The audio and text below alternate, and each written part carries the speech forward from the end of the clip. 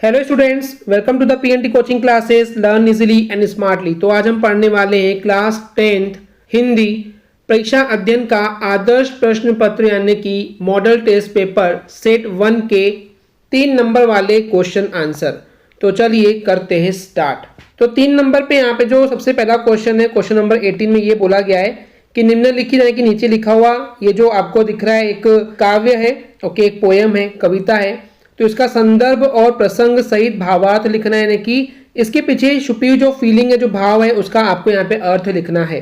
तो यहाँ पे जो ये कविता दिया हुआ है, यहाँ पे दिया है तुम्हारी यह दंतुरित मुस्कान मृतक में भी डाल देगी जान, धूली दूसर तुम्हारी ये गात, छोड़कर तालाब मेरी झोपड़ी में खिल रहे जलजात, परस पाकर तुम्हारा ही प्राण पिघल कर जल बन गया होगा कठिन पाषाण, छू गया तुमसे कि झरने लग पड़े शेफालिका के फूल, बास था की बबूल। तो चलिए समझते हैं इसको आंसर से। तो अभी जो कविता पढ़े थे हमने वो यही वाली है।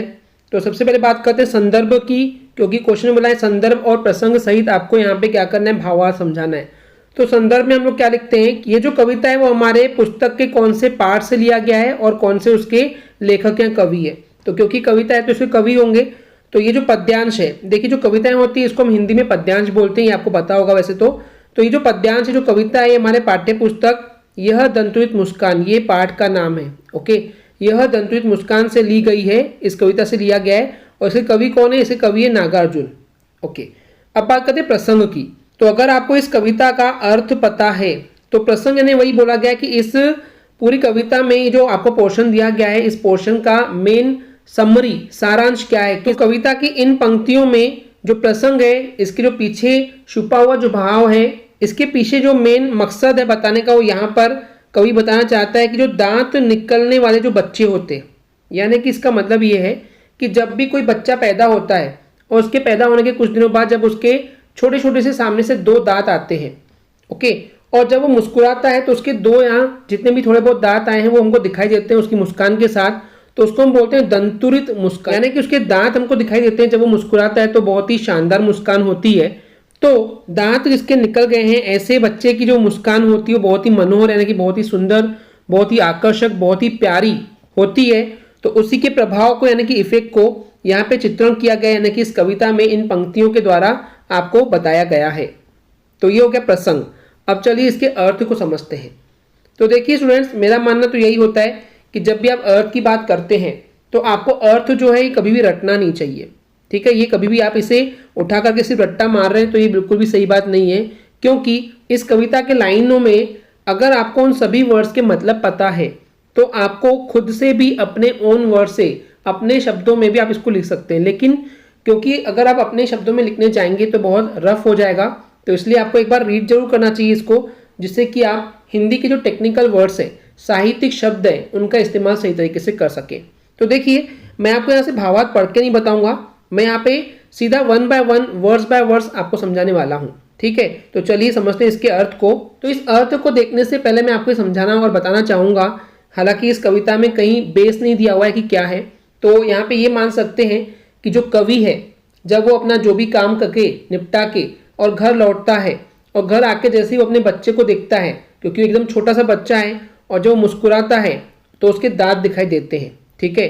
तो कवि यही बोलना चाह रहे हैं यहाँ पे कि ये जो दंतुरित मुस्कान है, ठीक है, दंतुरित मुस्कान के बारे में बताना चाह रहे कवि। तो हम स्टार्ट ऐसे ही करेंगे जैसे यहाँ लिखा हुआ है कि जो नए दांत निकलने वाले बच्चे की मुस्कान यानी कि मुस्कुराहट के अनोखे प्रभाव यानी कि शानदार प्रभाव के बारे में, जो उसका असर पड़ता है कवि के मन पे, उसके बारे में यहाँ पे कवि बता रहे हैं। तो कवि बताते हैं कि इस दांत निकलने वाले बच्चे की, तुम्हारी यानी कि जिसके बारे में बात हो रही है, छोटा सा बच्चा है, तो नए दांत निकलने वाले बच्चे की ये जो दांत वाली दंतुरित मुस्कान है, शानदार मुस्कान है, अनोखी और मनोहर, बहुत ही शानदार सुंदर जो मुस्कान है, यह मुस्कान देख करके एक मृतक यानी क्या होता है, जो मुर्दा है, जो मर चुका है, तो उसमें भी ये जान डाल देगी। यानी इतनी बहुत ही प्यारी मुस्कान है कि उस मुस्कान को देख करके एक मरा हुआ इंसान भी जिंदा हो जाएगा। पर ये रियल में पॉसिबल नहीं है। तो इसके पीछे का अर्थ क्या है, अब हम उसको देखते हैं कि उस बच्चे की मुस्कान को देखकर कोई भी व्यक्ति या इंसान जो उदास है, जो मृतप्राय है, मृतप्राय यानी कि बिल्कुल मरने वाला है या मरने के बिल्कुल पास पहुंच चुका है, तो ऐसा इंसान भी जीवंत हो उठते यानी कि जीवित हो उठते हैं। इतनी प्यारी मुस्कान को देखकर वो अपना उदास भूल जाते हैं और उनका मरने का मन भी नहीं करता, क्योंकि वो मरने वाले थे। तो इतनी शानदार तरीके से वो मुस्कुरा रहा है बच्चा, इसके बारे में बताया जा रहा है। इसके बाद कवि ये बोलते हैं कि धूली धूसर, देखिए धूली यानी कि धूल और धूसर यानी कि लिपटा हुआ।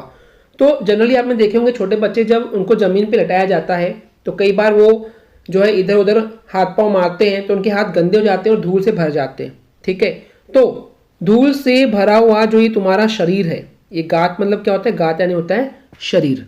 तो ये जो धूल से भरा हुआ जो तुम्हारा ये शरीर है, इसको देख करके ऐसा लगता है जैसे कि जलजात, जलजात यानी क्या होता है, कमल का फूल, कि कमल का फूल जो है वो तालाब को छोड़ करके मेरे झोपड़ी यानी कि छोटी सी झोपड़ी घर जो है मेरा उसमें खिल गया है। यानी कि देखिए यहाँ पे क्या बताने का मकसद ये है, आशय ये है, अर्थ ये है कि जो आंगन में जो धूल में खेल रहा है ये बच्चा है वो कमल के फूल जैसा सुंदर लगता है। देखिए जैसे आपको एक बार पता होगा कि जो कमल का फूल है वो बहुत ही आसपास कचरे में उगता है।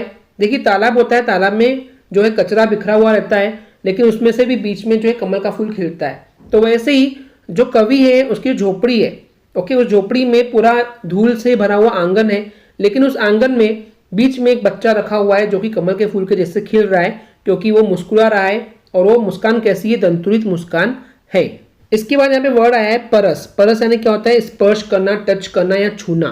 ठीक है, तो अब कवि यहाँ पे आगे बताते हैं कि तुम्हारे परस करने से यानी कि सिर्फ स्पर्श कर लेने से जो कठिन से कठिन, बड़े से बड़े, कड़े से कड़े जो पाषाण है, जो पत्थर है, जो चट्टाने हैं, वो भी जल बन करके, वो भी पिघल करके पानी पानी हो जाएगा, जल बन जाएगा। यानी कि तुम्हारी इतनी प्यारी मुस्कान है कि बड़े से बड़ा पत्थर, कठोर पत्थर भी पिघल करके पानी बन जाएगा। तो इसके पीछे का अर्थ ये है कि इस बच्चे की जो ये मुस्कान है, जो मुस्कुराहट है, वो कठोर से कठोर इंसान को भी पिघला देती है, उसके मन को पिघला देती है, चाहे वो सामने वाले व्यक्ति के मन में कितना ही गुस्सा क्यों ना हो, पर इसकी मुस्कान देखते ही वो कठोरपना, वो गुस्सा जो है वो ऐसे ही पिघल जाएगा, खत्म हो जाएगा। तो इस तरीके से इस मुस्कुराहट से कठोर व्यक्ति में भी कोमल भाव यानी कि बहुत ही प्यार जो है वो जाग जाता है इस बच्चे को देख करके। आगे कवि बताते हैं कि छू गया तुमसे, यानी कि तेरे से जैसे ही बांस या बबूल के पेड़ को जैसे तुम छूते हो, टच करते हो, स्पर्श करते हो, तो उससे क्या होता है। तो देखिए आगे समझने के पहले मैं आपको बताना चाहूंगा कि बांस या बबूल के पेड़ क्या होते हैं। ये एक ऐसे पेड़ होते हैं जिनमें जनरली कांटे लगते हैं, फूल तो लगते ही नहीं है, कांटे लगते हैं। ठीक है, इसके बाद ये जो शेफाली का वर्ड आया है, इसका मतलब क्या होता है, ये एक ऐसा पौधा होता है जो कि 12 के 12 महीने जो है हरा भरा रहता है, यानी कि हरियाली छाई रहती है। अब इस लाइन को समझते हैं।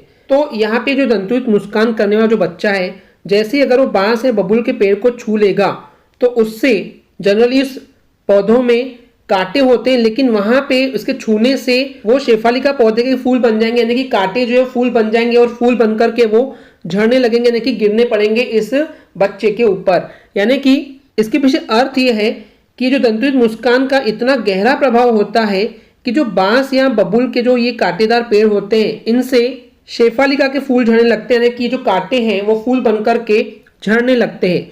तो इसके पीछे अर्थ ये है, आशय ये है, मतलब ये है कि जो तीखे से तीखा, कठोर से कठोर, खतरनाक से खतरनाक जो व्यक्ति होता है उसके अंदर भी वात्सल्य भाव को ही जगा देता है।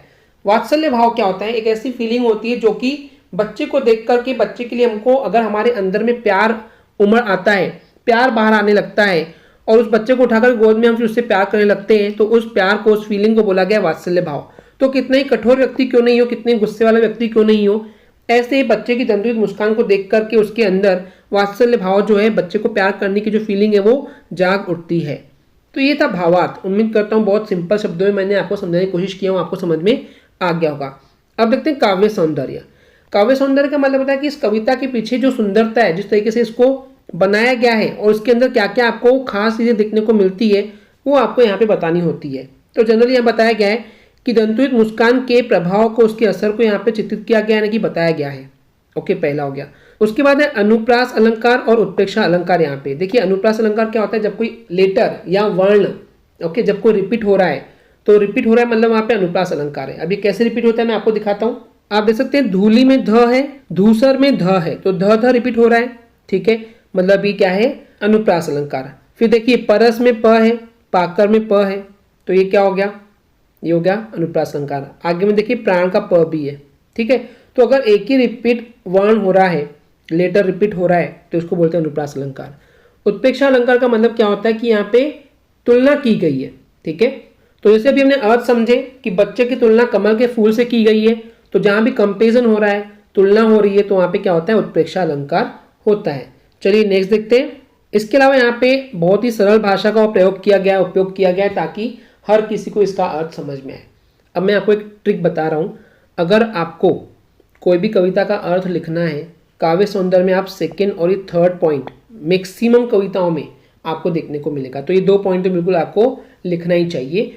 अगर आपको अनुप्रास तो हर जगह मिलेगा, उत्प्रेक्षा में नहीं बोल सकता कि हर जगह मिलेगा आपको, पर आपको अनुप्रास लगभग हर कविताओं में देखने को मिलेगा और सरल भाषा का प्रयोग लिखेंगे तो कोई गलत नहीं होगा, ठीक है। तो ये थी पहली कविता। चलिए देखते हैं सेकंड कविता को, जो उसके अथवा में था। तो इसके अथवा में जो कविता है, तार सप्तक में जब बैठने लगता है उसका गला, प्रेरणा साथ छोड़ती हुई उत्साह अस्त होता हुआ, आवाज से राख जैसा कुछ गिरता हुआ, तभी मुख्य गायक को ढाढ़स बंधाता, कहाँ से चला आता है संगतकार का स्वर।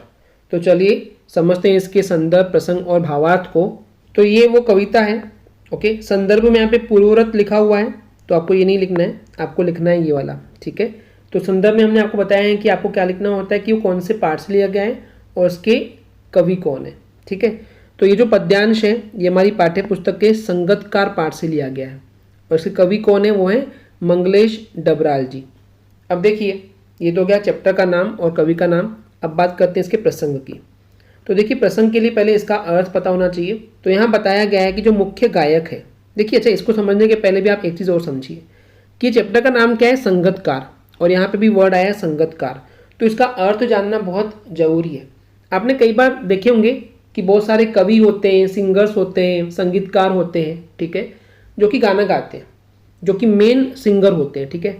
पर आपने एक और चीज़ ध्यान दिए होंगे, मेन सिंगर के अलावा भी वहाँ पे आसपास में और 1-2 सिंगर रहते हैं, उनके हाथ में भी माइक होता है। तो यानी कि ऐसे गाने वाले इंसान या संगीतकार जो कि मेन संगीतकार नहीं होते, लेकिन फिर भी साइड रोल यानी कि मेन सिंगर की, मेन संगीतकार की हेल्प करने वाले जो दूसरे संगीतकार होते हैं, ओके, उनको बोलते हैं हम संगतकार। तो ये वर्ड समझ में आ गया होगा, यानी कि मेन सिंगर की जो हेल्प करने के लिए दूसरे सिंगर आते हैं, जो कि सपोर्ट का काम करते हैं, उसको हम बोलते हैं संगतकार। चलिए इतना तो समझ में आ गया। तो यहाँ पे प्रसंग की बात करते हैं फिर से कि इस कविता में बताया गया है कि जब मुख्य गायक, जो मेन सिंगर है, उसकी अगर आवाज़ जब बैठने लगती है और उसका स्वर यानी कि जो उसकी आवाज़ है जब साथ छोड़ रही होती है, तो उस समय संगतकार, जो सपोर्टिव या हेल्प करने वाला जो सिंगर होता है, जो इसको हम संगतकार बोलते हैं, उसकी आवाज़ जो है उसे धीरज देती है, यानी कि सिंपैथी देती है। कोई बात नहीं, तुम्हारी अगर आवाज़ बैठ रही है, गला बैठ रहा है, तो हम लोग हैं जो तुमको सपोर्ट करने के लिए यहाँ पे हैं। तो इस तरीके से उसको धीरज, पेशेंस के साथ उनको सपोर्ट करने का काम करता है संगतकार। तो उसी के बारे में इस कविता में बताया गया है। अब चलिए देखते हैं इसके अर्थ को। तो जैसे कि मैंने आपको बताया हुआ है, कभी भी अर्थ को रटने की जरूरत बिल्कुल भी नहीं है, आपको इसको रटना नहीं है, बल्कि अगर सारे शब्दों के अर्थ अगर आपको समझ में आ जाएंगे तो फिर आपको सब चीज़ें ईजी लगेगा। तो यहाँ पे सबसे पहला वर्ड है तार सप्तक, यानी कि ऊंची आवाज़ या ऊंचे स्वर में गाना, ठीक है। तो कवि यहाँ पे कहते हैं कि जो मुख्य गायक है, जो मेन सिंगर है, जब वो ऊंची आवाज़ में गाने लगता है तब उसका जो गला है, ठीक है, वो बैठने लगता है। और जब ये गला उसका बैठने लगता है तो उसको जो उसकी प्रेरणा है, जो उसका मोटिवेशन है, जो उसकी साधना है, वो उसका साथ छोड़ने लगती है और जो उसका उत्साह, जोश होता है, वो अस्त होता हुआ दिखता है, यानी कि डूबने लगता है, यानी खत्म होते हुए दिखाई देता है। उस समय उस मुख्य गायक की, जो मेन सिंगर है, उसकी जो आवाज़ होती है, उस आवाज़ को सुनकर ऐसा लगता है जैसे कि जो उसके गले में कुछ राख टाइप का था वो यहाँ पे गिर रहा है। उस समय जो उसकी आवाज़ है वो बहुत ही कर्कश, यानी कि कानों में चुभने वाली, बिल्कुल बेकार आवाज़ हमको लगती है, इसका अर्थ है, ठीक है। लेकिन तभी जो मुख्य गायक है, जो मेन सिंगर है, उसको तसल्ली देने के लिए या सांत्वना देने के लिए या सिंपैथी देने के लिए, तो यहाँ पे जो वर्ड है ढाढ़स, ढाढ़स का मतलब ही होता है सिंपैथी देना या तसल्ली देना। तो उस समय जो मुख्य सिंगर है, जो मेन गायक है, मुख्य गायक है, उसको तसल्ली देता हुआ या सांत्वना देता हुआ, सिंपैथी देता हुआ, संगतकार का स्वर यानी कि जो सपोर्टिव सिंगर्स हैं उनकी जो आवाज़ है वो कहीं से चली आती है, जो कि उस मुख्य गायक के जो गायन है, जो गीत है, जो संगीत है, उसको संभाले रखता है। कौन? संगतकार। तो संगतकार यानी कि सपोर्टिव सिंगर। तो इस तरीके से जैसे ही उसका गला खराब होने लगता है और वो लगता है कि उसको लगता है सब चीज़ खत्म हो रही है, तभी संगीतकार की आवाज़ आकर के उसको बचा लेती है, सांत्वना देती है कि कोई बात नहीं, मैं तुम्हारे साथ बना हुआ हूँ। तो ये था भावार्थ इस कविता के पीछे। चलिए बात करते हैं काव्य सौंदर्य की। तो काव्य सौंदर्य में अगेन यहाँ पे देखते हैं हम 2 या 3 पॉइंट दिए हुए हैं। तो जो मुख्य गायक है, जो मेन सिंगर है, उसकी आवाज़ के बैठने पर जो संगीतकार है, जो सपोर्टिव सिंगर है, जो हेल्पर सिंगर है, वो उसको सहारा देता है, इसके बारे में बताया गया है। सेकेंड मैंने आपको बताया था अनुप्रास अलंकार तो लगभग हर जगह होता है, तो यहाँ पे हमको देखने को मिलता है। इसके अलावा सरल और सुबोध भाषा का प्रयोग हुआ है। अगर मान लेते हैं, याद रख सकते हो सरल सुबोध, अच्छी बात है। सुबोध अगर याद नहीं भी होता है, सरल भाषा का प्रयोग किया गया है, अगर आप इतना भी लिखेंगे तो भी आपको पॉइंट्स नंबर जो है वो प्रॉपर मिल जाएंगे। ओके स्टूडेंट्स, क्लियर है। चलिए देखते हैं नेक्स्ट क्वेश्चन। नेक्स्ट क्वेश्चन है क्वेश्चन नंबर 19। यहाँ बोला गया निम्नलिखित गद्यांश, गद्यांश क्या होता है, पैराग्राफ। ओके, तो इसकी आपको व्याख्या करना है, इसका अर्थ लिखना है संदर्भ और प्रसंग सहित। तो पहले वाले में बोला गया है बाल गोविंद भगत की संगीत साधना का चरम उत्कर्ष उस दिन देखा गया जिस दिन उनका बेटा मरा। इकलौता बेटा था, वह कुछ सुस्त और बोधा सा था, किंतु इसी कारण बाल गोविंद भगत उसे और भी मानते। उनकी समझ में ऐसे आदमियों पर ही ज़्यादा नज़र रखनी चाहिए या प्यार करना चाहिए, क्योंकि ये निगरानी और मोहब्बत के ज़्यादा हकदार होते हैं। तो चलिए समझते हैं इसको आंसर से। तो जिस तरीके से मैंने आपको समझाया था कि कभी भी कविता के अर्थ को रटना नहीं होता है, याद करना नहीं होता है, उसी तरीके से मैं यहाँ पे इस गद्यांश के लिए बोलूँगा कभी भी अर्थ को याद नहीं करते। ठीक है, उसमें हर एक आए हुए वर्ड्स के मीनिंग को आपको समझना होता है एंड उसके बाद ही आपको लिखना होता है अपने शब्दों में, थोड़ा सा साहित्यिक शब्दों का लेकिन यूज़ करना चाहिए। तो उसके पहले सबसे पहले हम देखते हैं कि यहाँ पे संदर्भ क्या होगा। तो संदर्भ में आप यहाँ लिखेंगे कि जो गद्यांश है ये हमारी पाठ्य पुस्तक के बाल गोविंद भगत पाठ से लिया गया है। ठीक है, और इसके लेखक कौन है, राम वृक्ष बेनीपुरी जी है। ठीक है, क्योंकि चैप्टर का नाम है और इसके लेखक कौन है, लेखक जो है राम वृक्ष बेनीपुरी है, ये आपको याद होना चाहिए। चलिए बात करते हैं प्रसंग की। तो प्रसंग में अगर हम बताएं तो इस पूरे गद्यांश में, इस पूरे पैराग्राफ की बात करते हैं तो इस पैराग्राफ में जो बाल गोविंद भगत है उनके जो मानवीय रूप है, जो इंसानियत रूप है, ओके, उन इंसान के अंदर जो इंसानियत है, मानवीय रूप यानी वही होता है मानव का जो एक रूप होता है अलग सा, उसके बारे में अंकन किया गया है, बताया गया है। ठीक है, तो चलिए देखते हैं कौन से ऐसे इंसानियत रूप या मानवीय रूप के बारे में बताया गया जो कि बहुत ही यूनिक है और कहीं देखने को हमको नहीं मिलता है। अब बात करते हैं व्याख्या की, अर्थ की। तो ये जो बाल गोविंद भगत जी थे वो संगीत की साधना करते थे। संगीत की साधना का मतलब है कि संगीत के प्रति यानी संगीत के लिए, प्रति यानी होता है लिए, तो संगीत के लिए उनका बहुत गहरा लगाव था, बहुत ही ज़्यादा संगीत को वो चाहते थे, प्यार करते थे। तो उनकी जो संगीत साधना है उनका चरम उत्कर्ष यानी कि जो सबसे उत्कृष्ट, सबसे शानदार जो उनके संगीत की साधना थी, ये उस दिन देखा गया था जब उनका बेटा, उनका जो एकमात्र बेटा था वो मर गया था, उनकी मृत्यु हो गई थी। वही चीज़ यहाँ पे लिखा हुआ है, देखिए कि जो संगीत के लिए जो गहरा लगाव रखने वाले बाल गोविंद भगत जी हैं, उनकी संगीत साधना का सबसे उत्कृष्ट यानी कि सबसे शानदार रूप उस दिन देखने को मिला जिस दिन उनके पुत्र की यानी कि बेटे की मृत्यु हुई थी। और ये जो बेटा था ना, वो उनका इकलौता यानी कि एकमात्र, उनका अकेला ये एक ही बेटा था। और यहाँ लिखा है कुछ सुस्त था और बोधा सा था।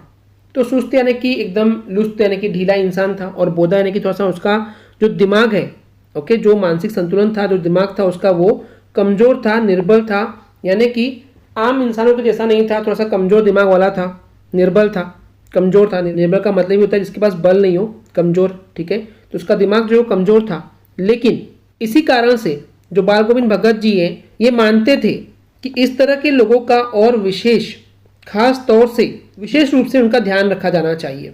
वही यहाँ पे लिखा है कि उनकी समझ में, उनके हिसाब से उनका मानना था, किनका, बाल गोविंद भगत जी का ये मानना था, वो उनकी समझ ऐसी थी कि ऐसे आदमियों पर, ऐसे इंसानों पर ज़्यादा नज़र रखनी चाहिए, यानी कि उनकी बहुत ज़्यादा यानी कि अधिक देखभाल करनी चाहिए, या फिर उनसे बहुत ज़्यादा प्यार करना चाहिए। प्यार करने का मतलब है कि उनकी सहायता यानी कि हेल्प करने के लिए हमेशा उन्हें वहाँ पे उपस्थित होना चाहिए, और ये उनका अधिकार है, उनका हक है। बिकॉज देखिए वो उनके बेटे थे और उनकी जब दिमाग जो है उतना मजबूत नहीं था, कमज़ोर था, तो ऐसे बच्चे जो है वो अपना ध्यान अच्छे से रख नहीं पाते हैं, वो अपनी देखभाल जो नहीं कर पाते हैं।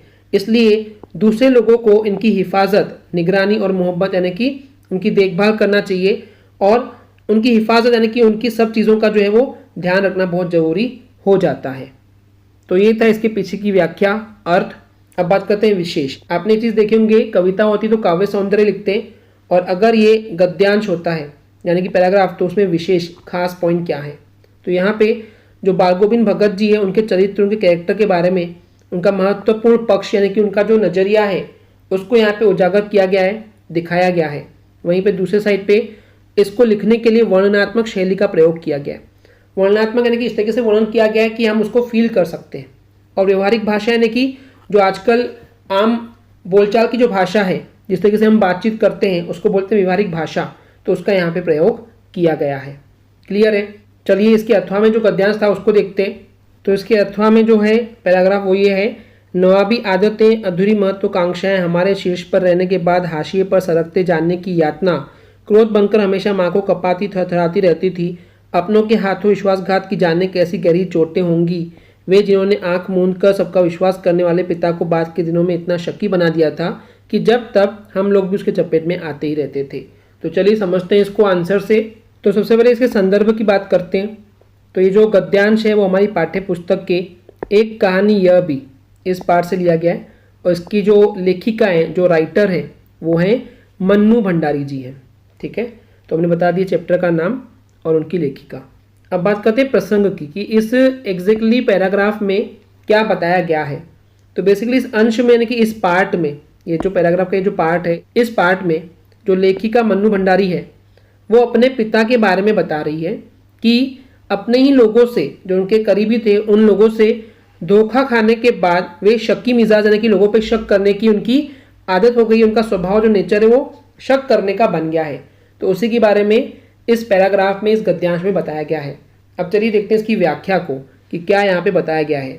तो जैसे कि मैंने आपको बताया हुआ है कि कभी भी व्याख्या को जो है वो याद नहीं करते। जैसे जैसे लाइन्स आते जाएंगे उन शब्दों के अर्थ अगर आपको पता होंगे तो आप इजीली अपने शब्दों में साहित्यिक भाषा को यूज करते हुए इसका अर्थ जो है वो बना सकते हैं। तो चलिए स्टार्ट करते हैं इसकी व्याख्या को।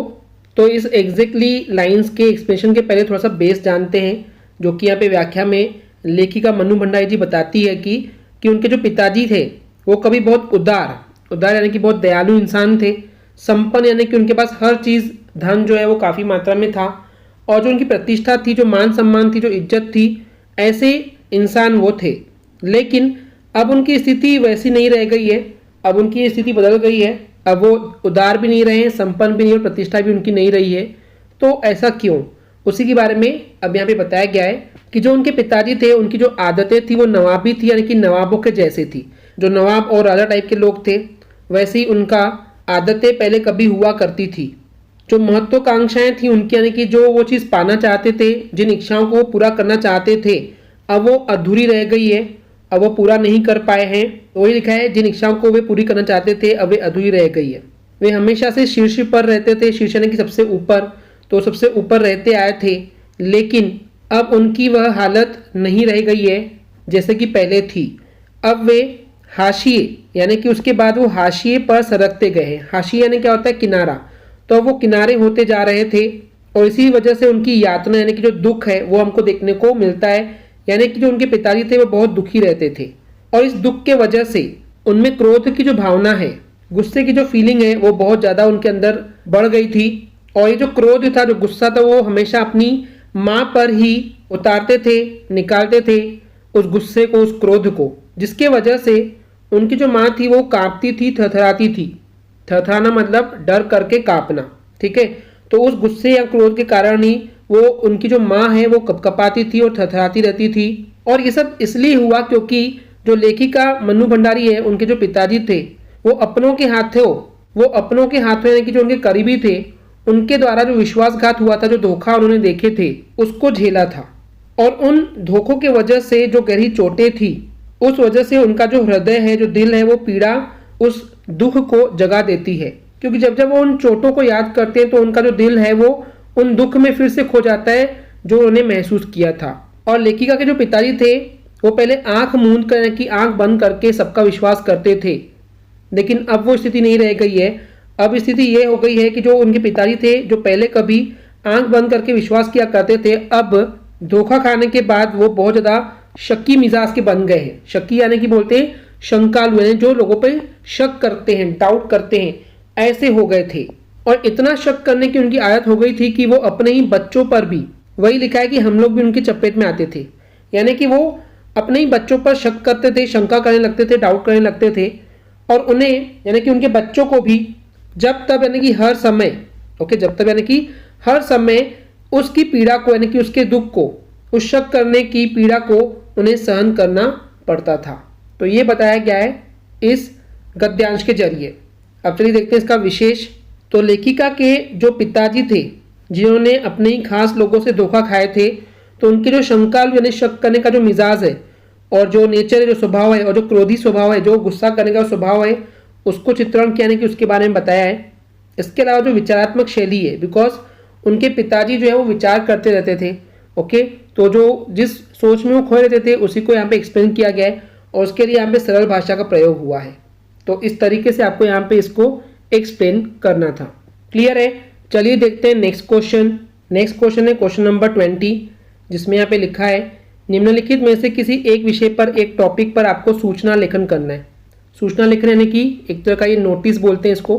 ठीक है, तो आपने कई बार देखे होंगे स्कूलों में नोटिस लिखा जाता है बोर्ड पे, तो उस नोटिस के बारे में आपको यहाँ पे लिखना है। तो किसी एक विषय पर बोला है और यहाँ पे 3 टॉपिक्स हैं, तो तीनों को हम 1 बाय 1 देखेंगे। एक बार समझते हैं यहाँ क्या बोला गया है। जो विद्यालय के यानी कि स्कूल के जो प्रधानाचार्य हैं, जो प्रिंसिपल है, उनकी ओर से दीपावली के अवकाश यानी कि दिवाली की जो छुट्टी है वो बताने की सूचना यहाँ पे आपको लिखना है।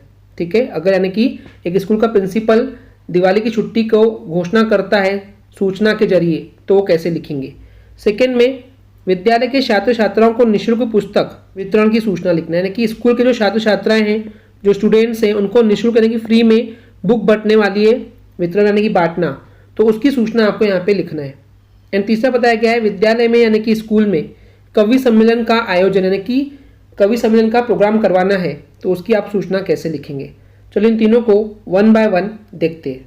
तो क्योंकि हमको यहाँ पे प्रिंसिपल जो हैं उनकी ओर से दीपावली के अवकाश की सूचना लिखना है, तो हेडिंग डालेंगे सबसे पहले कि दीपावली अवकाश की सूचना के लिए हम ये बना रहे हैं।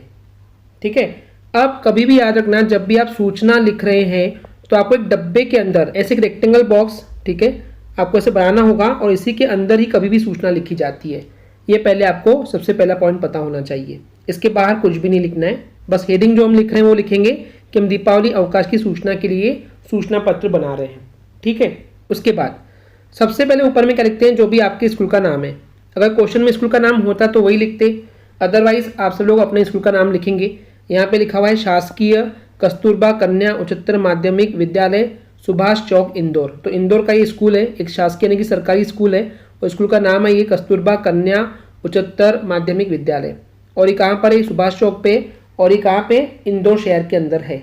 ठीक है, इसके बाद क्योंकि सूचना पत्र है यानी कि सूचना दिखा रहे हैं, तो आपको सूचना और ये अंडरलाइन करना कंपलसरी, अंडरलाइन आपको करना ही पड़ेगा। इसके नीचे एक चीज़ जो मिसप्रिंट हो गई है परीक्षा दिन वालों से, वो यहाँ पे आपको लिखना पड़ेगा। और वो क्या लिखेंगे, दीपावली अवकाश, सिर्फ इतना ही लिखेंगे, दीपावली अवकाश, क्योंकि दीपावली अवकाश की यहाँ पे सूचना दे रहे हैं। तो दीपावली अवकाश किसके बारे में सूचना दे रहे हैं वो तो आपको बताना ही पड़ेगा, तो आप लिखेंगे दीपावली अवकाश इस तरीके से। उसके बाद अगली लाइन में जिस डेट को आप यहाँ पे लिख रहे हैं वो दिनांक आप लिखेंगे। ठीक है, मान लेते हैं आप जिस दिन एग्जाम दे रहे हैं तो एग्जाम की जो डेट होगी आपको वो डेट यहाँ पे लिखना होगा। ठीक है, तो इस तरीके से मान लेते हैं आज 17 नवंबर है और 2024 की बात कर रहे हैं, तो यहाँ पे 2024 इस तरीके से आप लिख देंगे। ठीक है, इतना क्लियर हो गया। अब देखिए सूचना बहुत ही सिंपल 2 से 3 लाइन में आपको खत्म करना होता है, बहुत ज़्यादा डिटेल में जाने की जरूरत नहीं होती है। तो यहाँ पे बोला गया है कि सभी शिक्षक को यानी कि टीचरों को, कर्मचारियों को, जो भी एम्प्लॉयज़ वहाँ पे काम करते हैं, तथा विद्यार्थियों यानी कि स्टूडेंट्स को ये सूचित किया जाता है, ये जानकारी दी जाती है कि दीपावली के उपलक्ष्य में यानी कि दीपावली के अवसर में, अगर आपको उपलक्ष्य याद नहीं होगा तो अवसर भी कर सकते हैं। ओके, अवसर यानी कि मौका, तो दीपावली के अवसर में या दीपावली के मौके में दिनांक, अब छुट्टी कब से कब तक आप दे रहे हैं, तो मान लेते हैं 18 नवंबर 2024 से लेकर के 21 नवंबर 2024 तक के हम छुट्टी दे रहे हैं। ओके, इस टाइप से आपको देना है। तो इस तरीके से 18 नवंबर 2024 से लेकर के 21 नवंबर 2024 तक के जो विद्यालय है, स्कूल है, वो बंद रहेगा। और उसके बाद दिनांक 22 नवंबर 2024 को जो विद्यालय है, स्कूल है, वो यथा समय यानी कि जो पहले से समय फिक्स है, जो नॉर्मली जो रेगुलर समय है उसी समय पर खुलेगा। उसके बाद क्या होता है, जो ये सूचना लिख रहा है उसका नाम आएगा। तो नाम तो क्वेश्चन में कुछ दिया हुआ नहीं है, तो यहाँ पे सिंपली कुछ भी नाम लिखेंगे, मान लेते हैं रोहिणी शर्मा, ठीक है, ये एक प्रिंसिपल का नाम है जो कि ये सूचना छपा रही है, और नीचे इसका पोस्ट कि उनकी रैंक क्या है, पोस्ट क्या है, डेजिग्नेशन क्या है, ठीक है, तो क्या है, वो है प्रधानाचार्य। ओके, अगर यहाँ पे आप कोई लड़के का नाम लिखेंगे, लड़का इन द सेंस मेल अगर नाम लिखेंगे, मेल का नाम यानी कि पुरुष का नाम लिखेंगे तो फिर नीचे प्रधान आचार्य होगा, तो आपको प्रधान आचार्य लिखना पड़ेगा। देखिए मेल है तो प्रधान आचार्य, फीमेल है तो प्रधानाचार्या, ओके, आ यानी कि फीमेल, तो प्रधानाचार्या आपको ये ध्यान से लिखना पड़ेगा। अगर यहाँ पे आप फीमेल यूज करें तो आपको यहाँ पे प्रधानाचार्या ही लिखना पड़ेगा, ठीक है। अगर यहाँ पे रोहित शर्मा लिखेंगे तो फिर प्रधान आचार्य हो जाएगा। तो ये हो गया पहली सूचना। चलिए देखते हैं सेकंड सूचना। तो यहाँ पे बोला गया है कि विद्यालय में छात्र छात्राओं को, स्टूडेंट्स को निःशुल्क यानी कि फ्री में पुस्तकें वितरण करना है, पुस्तकें बांटना है, तो उसके लिए सूचना लिखना है। तो हेडिंग डालेंगे छात्र छात्राओं को निःशुल्क पुस्तक वितरण की सूचना, ठीक है, ये हो गया हमारी हेडिंग। अब क्योंकि सूचना लिखना है तो एक डब्बे के अंदर ही लिखना है, तो एक बॉक्स बना लेंगे, ठीक है। अब चलिए इस बॉक्स के अंदर देखते हैं कि लिखना क्या है। तो जैसे कि मैंने आपको बताया, सबसे पहले स्कूल का नाम लिखते हैं। तो राजकीय उच्चतर माध्यमिक विद्यालय माधवगंज उज्जैन, ये उज्जैन का एक स्कूल है। फिर सूचना लिखते हैं और ये अंडरलाइन करते हैं। अब आप किस चीज़ की सूचना दे रहे हो उसको लिखेंगे। तो निःशुल्क पुस्तक वितरण यानी कि फ्री में पुस्तकें जो है यहाँ पे वितरण की जा रही है, ठीक है। अंडरलाइन सिर्फ कहाँ करते हैं, सूचना के नीचे करते हैं, बाकी कहीं नहीं करते। उसके बाद अगली लाइन में हम क्या करते हैं, दिनांक लिखते हैं। जिस भी डेट को आप लिख रहे हो, मान लेते 20 अप्रैल 2024 को लिख रहे हैं, ठीक है, तो इस तरीके से लिखेंगे। तो दिनांक 20 अप्रैल 2024 को हम लिख रहे हैं। बॉक्स के बाहर नहीं जाना चाहिए, ठीक है। मैं यहाँ पे स्टाइलस यूज़ कर रहा हूँ इसलिए यहाँ पे बाहर चले गया। तो इस तरीके से आपको जो डेट है वो लिखना है। अब मैसेज को कम से कम लाइन में लिखना है। तो यहाँ बताया गया है कि सभी छात्र छात्राओं यानी कि स्टूडेंट्स को ये सूचित किया जाता है, जानकारी दी जाती है कि सभी कक्षाओं की पुस्तकों, ठीक है, सभी क्लास की जो किताबें हैं, जो पुस्तकें हैं, जो बुक्स है, उनका निःशुल्क यानी कि फ्री में वितरण यानी कि जो बंटवारा है, जो बांटने का काम है, वो निम्न प्रकार से किया जाएगा। अब देखिए, हर कक्षा को एक साथ देंगे तो भीड़ जम जाएगी, तो अलग अलग कक्षा को अलग अलग दिन देंगे, ओके। दिनांक भी आपको बताना होगा और समय बताना पड़ेगा। जैसे यहाँ लिखा है 10वीं क्लास को यानी कि 10th वालों को 25 अप्रैल 2024, ओके, ये डेट आप डाल देंगे। मेरे को उम्मीद है आप इतना तो समझदार होंगे, ठीक है। तो इस तरीके से 10th वालों को 25 अप्रैल को बुक फ्री में दी जाएगी सुबह प्रातः यानी कि सुबह 9 बजे से 12 बजे तक। फिर 9वीं क्लास यानी कि 9th वालों को 27 तारीख को मिलेंगे और ये भी सुबह 9 से 12 तक मिलेगा। फिर 8वीं यानी कि 8th क्लास 28 तारीख, देन सुबह 9 से 12 बजे तक। 7वीं वालों को 29 तारीख को सुबह 9 से 12 बजे तक। 6वीं यानी कि 6 30 तारीख को मिलेगा सुबह 9 से 12 तक। तो क्या इन डेट्स को हमको रटने की जरूरत है क्या? नहीं। आप बोलेंगे 25 के बाद 26 नहीं आया तो आप कुछ भी डेट लिख सकते हो, ऐसा कुछ वो नहीं है, चलेगा, बट सीक्वेंस होना चाहिए। 25 के बाद 27, फिर 28, फिर 31, तो 1, इस टाइप से आप जितना भी करेंगे तो चलेगा। अब जैसे मैंने बोला कि 31, तो 31 तारीख पॉसिबल है क्या आप बताइए? नहीं, अप्रैल के महीने में 31 तारीख होती नहीं है, 31 नहीं होती है, तो 30 के आगे आप जा नहीं सकते, तो इतना आपको थोड़ा सोचना पड़ेगा, ओके। इसके बाद देखिए, जो प्रिंसिपल है उनका नाम लिखना पड़ेगा, रमन प्रकाश। अब ये मेल है, ठीक है, यानी कि पुरुष है, तो प्रधानाचार्य आपको यहाँ पर उनकी पोस्ट डेजिग्नेशन लिखनी पड़ेगी। क्लियर है स्टूडेंट्स? चलिए देखते हैं नेक्स्ट सूचना। तो यहाँ पे स्कूल में कवि सम्मेलन का आयोजन यानी प्रोग्राम करवाना है, तो उसकी सूचना लिखना है। तो हेडिंग डालेंगे किस चीज़ की सूचना लिखना है, तो कवि सम्मेलन के आयोजन की सूचना। आयोजन यानी कि जो आप प्रोग्राम करवा रहे हैं, ठीक है, जो प्लानिंग कर रहे हैं उसकी आप सूचना यहाँ पे दे रहे हैं। तो सबसे पहले क्या करते हैं, एक रेक्टेंगल बॉक्स के अंदर आपको सब लिखना है। ये मैं बार बार इसलिए बता रहा हूँ कि आपके माइंड में ये चीज़ें फिक्स हो जानी चाहिए, ठीक है। तो उसमें सबसे पहले स्कूल का नाम आता है, शासकीय उच्चतर माध्यमिक विद्यालय गांधीनगर भोपाल, तो भोपाल का ये स्कूल का नाम हो गया। फिर लिखते हैं सूचना और उसको करते हैं अंडरलाइन, ठीक है। उसके बाद किस चीज़ की सूचना है वो बताएंगे, तो राष्ट्रीय कवि सम्मेलन का आयोजन, ये हम आयोजन कर रहे हैं, प्रोग्राम रखवा रहे हैं, वो हम बता रहे हैं। एक लाइन बाद जिस डेट को आप यहाँ पे ये सूचना लिख रहे हैं वो डेट आप यहाँ पे डालेंगे, ठीक है। जिस भी दिन आप जो पेपर दे रहे हैं ना, उस पेपर की जो डेट होगी वो पेपर की डेट यहाँ पे आएगी, ये आपको याद होना चाहिए, ठीक है। कुल मिला के जिस दिन हम लिख रहे हैं ये वही डेट यहाँ पे होना चाहिए। उसके बाद चलिए 2-3 लाइन में इसका हमको मैसेज जो है सबको देना है। तो आपको यानी कि सभी कोई, टीचर भी हो गए इसके अंदर, छात्र हो गए, कर्मचारी हो गए, तो उन सभी के लिए ये बताया जा रहा है कि आपको सूचित किया जाता है, आपको ये जानकारी दी जा रही है कि स्वतंत्रता दिवस यानी कि आज़ादी दिवस 15 अगस्त, राइट, यही होता है स्वतंत्रता दिवस। तो उसके पूर्व यानी कि पहले वाली जो संध्या है शाम है, संध्या मतलब शाम का समय है, उस समय पर विद्यालय की ओर से, स्कूल की ओर से एक राष्ट्रीय कवि सम्मेलन का आयोजन किया जा रहा है, एक प्रोग्राम रखा जा रहा है जिसमें देश के जाने माने यानी कि जो फेमस लोग हैं, जो कवि हैं, ठीक है, वो यहाँ पे काव्य पाठ करेंगे। काव्य यानी कि कविताओं का पाठ करेंगे, कविताएं आपको सुनाएंगे, ठीक है।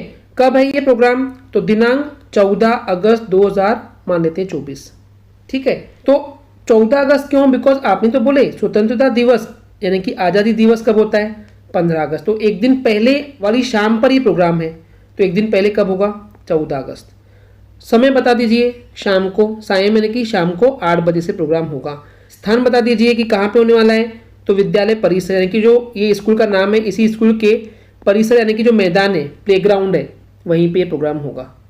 उसके बाद आपको प्रिंसिपल का नाम, जैसे यहाँ लिखा है श्याम मोहन, मेल है, तो नीचे लिखेंगे प्रधानाचार्य। इस तरीके से सूचना को लिखा जाता है। तो ये थे परीक्षा अध्ययन के आदर्श प्रश्न पत्र यानी कि मॉडल टेस्ट पेपर सेट 1 के 3 नंबर वाले क्वेश्चन। उम्मीद करता हूँ आपको ये समझ में आ गया होगा। तो अगर आपको हमारी वीडियो से कुछ भी सीखने मिला या नॉलेज मिला तो प्लीज़ हमारे चैनल को सब्सक्राइब कीजिए एंड वीडियो को लाइक ज़रूर करें, और इसके अलावा अपने दोस्तों के साथ शेयर करें ताकि उनका भी रिजल्ट बहुत अच्छे से अच्छा आ सके। आज के लिए इतना ही। Thank you.